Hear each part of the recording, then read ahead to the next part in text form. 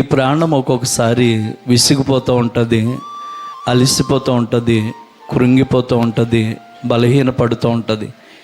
ఇటువంటి పరిస్థితుల్లో ఈ ప్రాణాన్ని ఏం చేస్తూ ఉంటాడంటే దేవుడు బలపరుస్తూ ఉంటాడు. దేని బిడ్డలారు, ఈ ప్రాణం ఎప్పుడైతే మనల్ని కృంగజేసిందో అప్పుడు జీవితం మీద కూడా మనకి ఆశలు లేకుండా చేసేస్తుంది. దేని బిడ్డలారు, బ్రతికెందుకు, వీళ్ళతో అనిపించుకోవడానిక, ఇలా పీకించుకోవడానిక, ఇలా లాగించుకోవడానికని మనకు కలిగిన బాధలు శ్రమల్లో ఈ ప్రాణము తనంతట తానే మాట్లాడుకుంటూ ఉంటుంది అని బిడ్డలారు.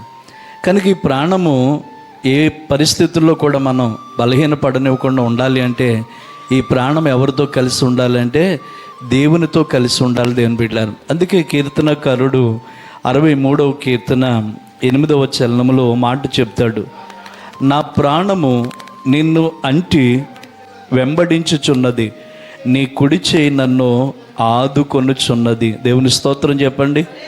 ఇసుకుపోయిన ఈ ప్రాణము, కృంగిపోయిన ఈ ప్రాణము, అలసిపోయిన ఈ ప్రాణమట ఎవరితో కలవాలట?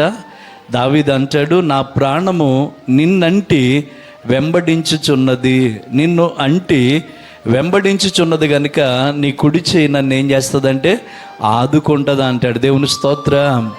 కనుక దేవుని పిల్లలమైన మనమటండి అలిసిపోయినా కృంగిపోయినా ఈ ప్రాణమట ఎవరితో ఉండాలటండి? దేవునితో ఉండాలట. దావీదు